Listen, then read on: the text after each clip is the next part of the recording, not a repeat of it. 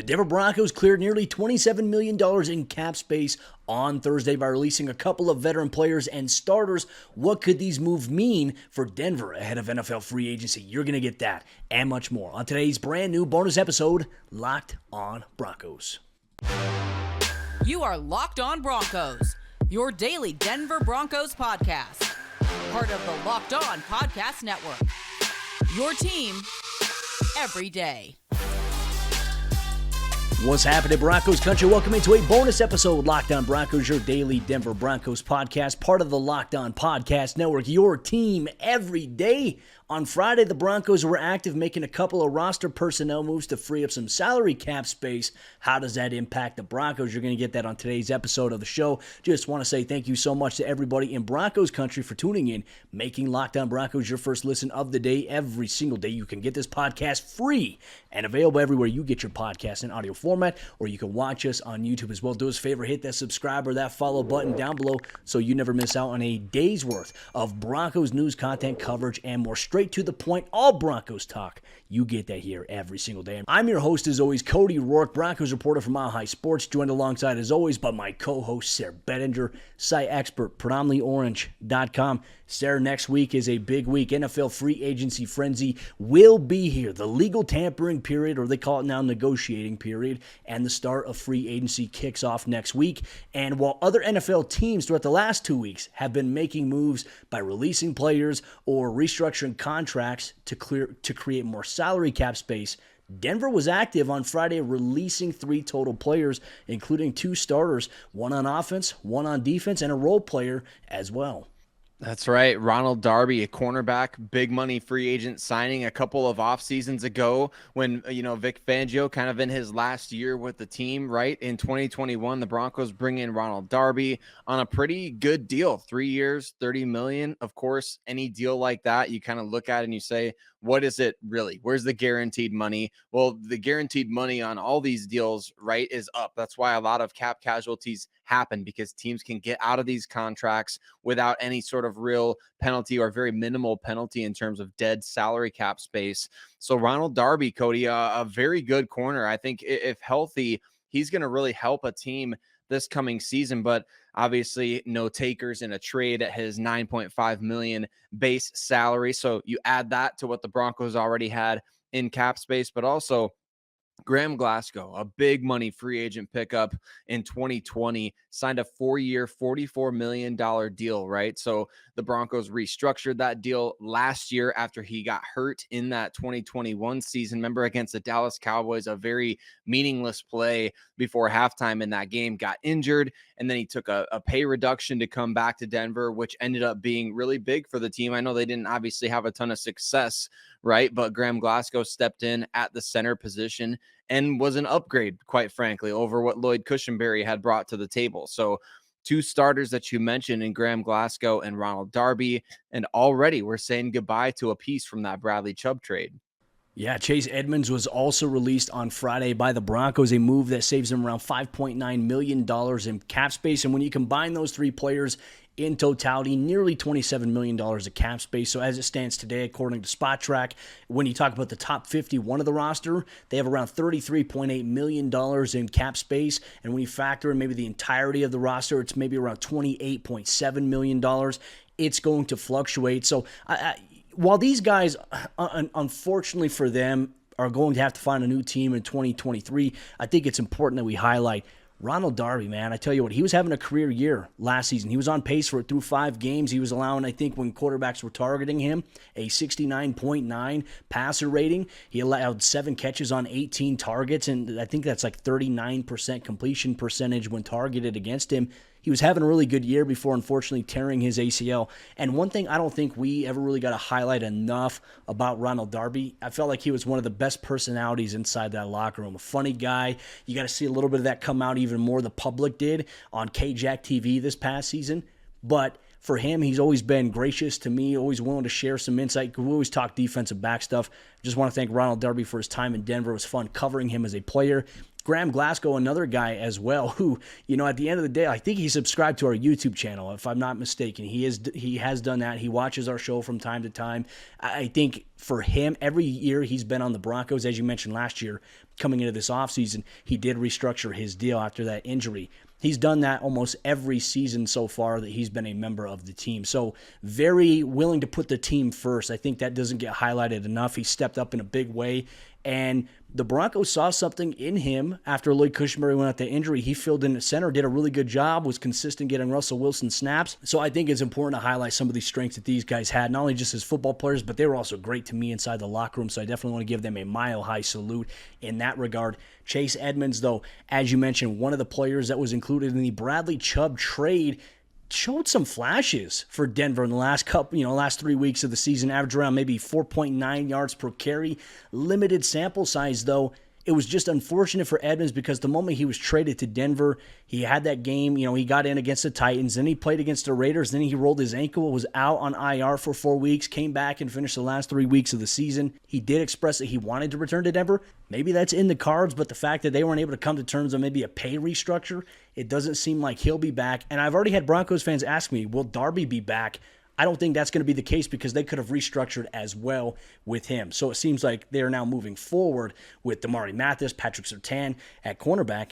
And now, hey, the offensive line rebuild has begun, and Denver's going to be in the market for a running back in free agency. They are, Cody, and I'm excited for that because it's a very loaded group at that position. I mean, it's overloaded. If you want to talk about one position in free agency that's oversaturated, that really the market for these guys, unfortunately, is brutal. I mean, I wouldn't be surprised if DeMarco Murray in 2014, when he signed with the Eagles, or 2015 or whenever that was, if he ends up having a better deal, 8 years ago than most of the guys in this year's crop, which is sad for them, right? They take on a huge workload, but hey, I mean, it does help a team like the Denver Broncos where you're trying to upgrade at other positions and really looking to get better. Cody, I feel like I just have to quick interject. My phone's blowing up. The Carolina Panthers just got the number 1 overall pick in the draft from the Chicago Bears in a trade that includes DJ Moore. So the NFL offseason is off to a very wild start. And the unfortunate thing about a lot of stuff like this, and not to just really, I had to quickly interject that because that was kind of crazy. The crazy thing happened as we're recording this. Yeah. You gotta mark these things down. But to get back to the players that the Broncos did release to create that amount of cap space, the really unfortunate thing is that you're really talking about injuries being the difference between this guy being a high impact player for the Denver Broncos and not, right? All 3 of those players, that was the commonality. Chase Edmonds got hurt almost immediately upon arriving to Denver. Ronald Darby kind of came with injury background or injury history in his background, but Graham Glasgow, that wasn't really a thing for him. And then it ended up being a thing in Denver. It's just these freakish things happen, right? You go into free agency expecting to fill needs, and you come away feeling really good about these acquisitions. And you come away feeling like, okay, we threw the big money at these guys. It's going to work out because we did that. Well, you got to be very careful with just assuming that all the time. But at the same time, high expectations on these guys shouldn't diminish the good that they did bring to the table. A lot of times you dehumanize these guys, right? Unfortunately, that's what we see from fans a lot of the time. And I think you and I were kind of, carrying that torch forward to say, hey, let's really be mindful of the fact these guys are human beings. They're now going through a very major transition in their lives. And they're obviously, this is a tough day. It's a tough day to say goodbye to players that you hoped you could build around. So really, I think from the Denver Broncos perspective, that's what this is all about. It's about being able to get guys now in the building, just fresh blood. And that's what we're going to talk about here coming up. Spot on there. I couldn't have said it any better myself. It's always important to recognize at the end of the day, like, we love football, we love the sport, but also care about these guys and their families and their well-being as well. It's super important. We'll always highlight that here. Locked On Broncos. Speaking of these moves here that create salary cap space ahead of free agency, what might the Broncos be doing with this salary cap space that has now been created? Could they be looking to pay Draymond Jones? We'll dive into that on today's episode, Locked On Broncos. This episode of the show is brought to you by our friends over there at Built Bar. And if you're looking for a delicious treat, but you don't want all the fat and all the calories, then you have to try a Built Bar today. It is a protein bar that tastes legitimately like a candy bar. The bars are covered in 100% milk chocolate. They're soft. They're easy to chew. You can put them in the microwave for 10 seconds like Sayre and enjoy a gooey, delicious dessert-like treat. Or you can put them in the freezer or the fridge for an hour and have a little bit more of a crunchier bite to it as well. They come in a wide variety of amazing flavors like churro, peanut butter brownie, coconut almond. The list goes on and on. You can get some at Built.com, or you could go locally to Walmart and get a box of 4 Built Bars today. Or if you like Sam's Club, you can get a bulk box of Built Bar today. So head down to those local areas that you have around you, pick yourself up a Built Bar, and let us know what you think of it. Thank Locked On Broncos later. With the salary cap space that the Broncos created by releasing 3 players on Friday, what might they be planning? What might they be scheming? We're going to dive into that on today's episode of the show. We just wanted to say thank you so much to everybody in Broncos country for tuning in and making Locked On Broncos your first listen of the day, every single day, on your favorite audio podcasting platform or whether you watch on YouTube. Sayre, let's continue the conversation here, my friend. What is Denver doing here at this point? We discussed it throughout the last week or so as other teams were making moves. We were saying, when is Denver going to make some moves? When are they going to restructure some deals or maybe move on from some potential players in terms of cap cuts? Well, here we are on this Friday. They have done just that, and I don't think that they're done with it entirely. I think there's some more moves that will be coming down the pike here shortly, but why are they doing this now, and what could be the end game for George Payton and for Sean Payton? Well, you can't help but wonder, are they going to make a last-minute push here to get Draymond Jones back, right? Because he is going to command a hefty contract. I know a lot of people are looking at what the Miami Dolphins are doing and pushing around some caps. Let's just call it what it is, Cody. The Miami Dolphins, since Vic Fangio was hired there, have made maybe even more sense than Denver for Draymond Jones. So you get to go there and get your, income without any income tax and make your 18 to 20 million. That would be a sweet gig for him. But they've been creating a lot of space. They do be creating a lot of space, and for good reason, right? You got Tua on the last year or two of his rookie contract, so you might as well give that a shot. From the Denver Broncos perspective, though, Cody, I am okay, and I've seen this idea kind of floating around Twitter a little bit. I know you're a defensive guy, so this is not a personal attack or anything. I'm okay with the team getting a little worse on defense to get better on offense, and that's just a simple allocation of resources, right? The Broncos have drafted a number of guys high on the offensive side of the ball in recent years, but at the same time, their primary acquisitions, it feels like, or their primary financial investments have been defensively. And I think you could look at that any number of, spot track, over the cap, all those different resources. Go look at, over the last couple of years where those finances have been allocated. The Broncos need to start pouring into the offensive side of the ball. And there was a report from ESPN's Jeremy Fowler, Cody. We know you guys got to understand, anybody that's listening out there, understand this.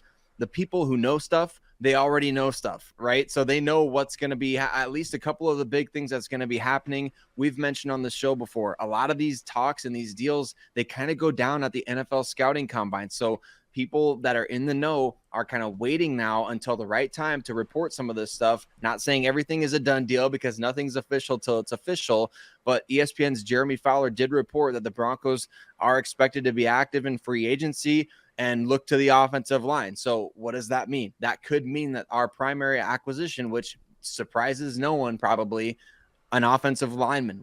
Who that is, where they come from, not sure, but I think that's something to watch out for. Well, I think the writing is on the wall with that too, right? I think, and I agree with you in a sense. I think we saw a little bit of Denver taking a step back defensively towards the end of the season when the offense was really playing well. They were putting up points, right? I'll mention that Los Angeles Chargers game. Denver put up 31 points. They gave up 28 points there, and it's like, for me, being a defensive guy, I would like to just hold teams to under 14 points.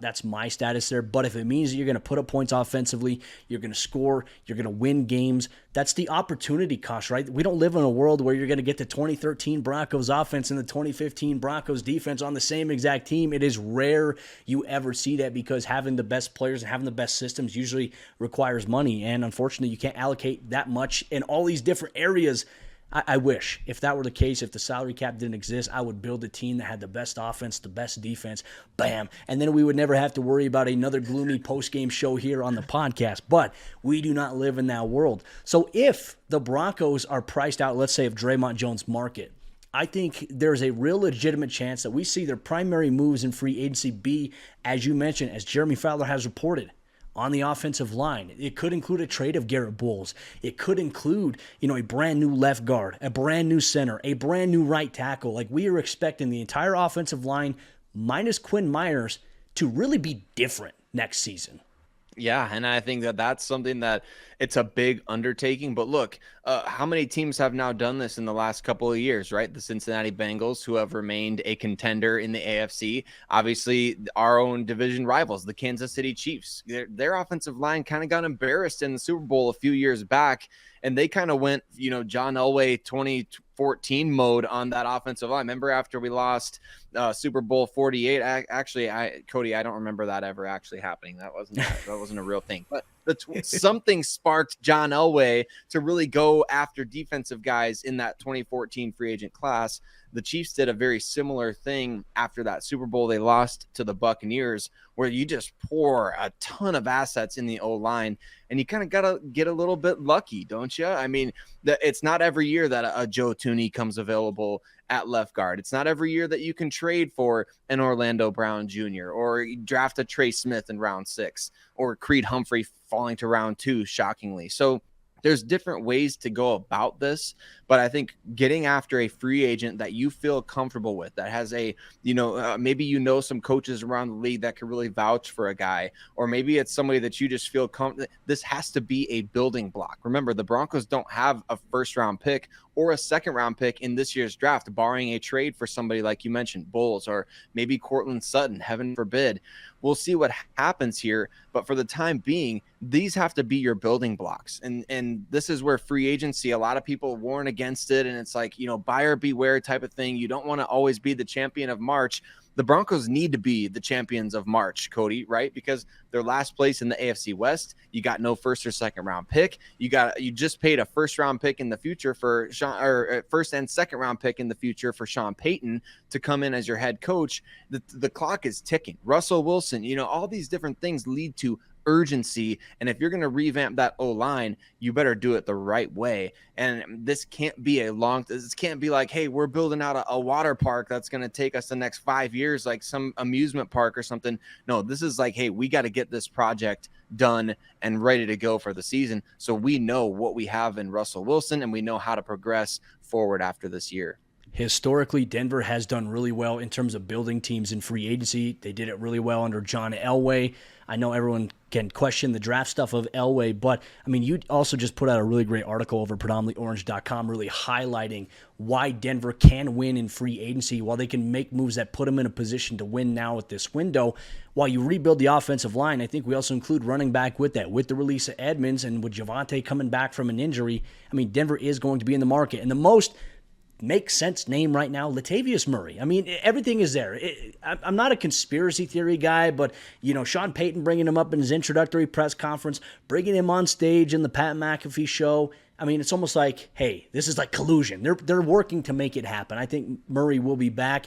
We'll see if Denver looks in the NFL draft in the later rounds. But then again, when you only have 5 picks, you may not want to invest that in a running back when you have some other pressing areas you could address in terms of depth there. So all these things will play a factor into what the Broncos do in NFL free agency beginning next week. We'll have you covered with free agency frenzy right here, Locked On Broncos. But on today's episode of the show, we're going to continue our conversation. What other moves might the Broncos make in the next week or so before free agency? We'll tell you what those may be on today's episode of the show. Real quick, just wanted to tell you about the Locked On Podcast Network. If you're a Colorado sports fan, make sure you tune in to the Locked On Podcast Network. You already listen to Locked On Broncos for all your Denver Broncos football coverage and more. But if you're a Denver Nuggets fan, why aren't you listening to Locked On Nuggets? If you're a Rockies fan, why aren't you listening to Locked On Rockies? If you're an Avs fan, you absolutely have to be listening to the Locked On Avalanche podcast. And if you're a Deion Sanders CU Bus fan, if you're a CU grad, we have a Locked On Bus podcast that just recently launched here, part of the Locked On Podcast Network, your team every day. what are some other moves that the Denver Broncos could make ahead of NFL free agency in terms of creating more salary cap space? Thank you so much, Broncos Country, for tuning in and making Locked On Broncos your first listen of the day every single day. We have you covered on your favorite audio podcasting platform. We also have you covered every day on YouTube in video format. Make sure if you're watching on YouTube, like the video, comment your thoughts on the episode, on the subjects that we've been discussing, and interact with other members in Broncos Country to help the channel grow even more as we look to get to 10K subscribers. Thank you so much, Broncos Country. Sayre, as we get into this very pivotal juncture of the offseason, and look, we've already seen it at the NFL level. You just mentioned the trade that happened for the Chicago Bears, giving up the number 1 overall pick to the Carolina Panthers. Well, it's going to be a crazy offseason. We're not only going to see that happen, but we're also going to see a multitude of trades happen in free agency right before the NFL draft. We're going to see key players being released. There's been some big names who have already requested trades from their teams. How might Denver get involved in the mix? Could they make some big splashes themselves? I think they could, Cody. I really do. You have a new head coach in the building. You obviously, oftentimes you do see a lot of turnover when a new head coach comes into the building. And I think that that's pretty common because you obviously want guys, if you're the head coach and you bring in your coaching staff, you typically want players and guys that run your scheme really well. Case in point, I think you could look at the Lil Jordan Humphrey move. You know, he was with Sean Payton for 3 seasons, not to make a mountain out of a molehill there, but I think it does it happens all the time in the NFL. We've seen it time and time again. It's a lot about who you know in this league. And so I think that could be something that ends up being a factor, right? When you look at who could the Broncos potentially move on from, or who could they potentially trade? We've mentioned Garrett Bowles. What about the last remaining piece, Cody, of that Super Bowl 50 team, right? Brandon McManus, who's one of the bigger cap hits on this roster going into 2023. Of course, we'll always have 2015, but as of this past season, do you keep him at his current price, or do you move on to another kicker? Again, you got a new special teams coach. You got Mike Westhoff as the assistant head coach. So all of these different factors play into whether or not the Broncos keep guys. One of the biggest names, though, has got to be Courtland Sutton right now. I mean, his name continues to pop up on lists on, every other team that needs a wide receiver. They're talking about what could we give up to trade for Courtland Sutton? I think it's just interesting to see. But, man, I mentioned this on yesterday's episode, Cody. The Broncos are not exempt from these big blockbuster moves. A lot of fans don't seem to think like, oh, no, they'll never trade this guy. It's like, I don't know. I don't, not so fast on that one. So those are some of the biggest names, I think, as of right now. Well, I mean, you look at George Payton. We know how aggressive he is. We know how much he's stated. He loves the NFL draft. He loves having more draft capital.